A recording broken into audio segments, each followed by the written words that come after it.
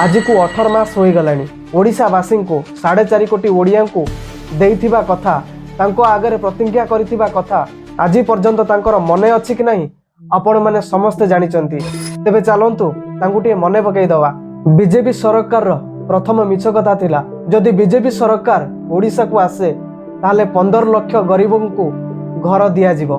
की गारंटी है मुफ्त बिजली देने की। 26 लाख घर को पीवा पाई पानी दिया जिवो। बीजेपी सरकार जदि ओडिशा को आसे ताहले 36,000 मेडिकल तैयारी करा जिवो। सेतबेले प्रत्येक जिले में मोदी जी कहिथिले कि जदि ओडिशा को बीजेपी सरकार आसे तेबे ओडिशा रे प्रत्येक घर को बिजुली मागणार दिया जिवो। बीजेपी रो आउ जने बड़ मिछुआ केवल 3 मास भितरे हम ओडिशा को एते डेवलप करि देबे।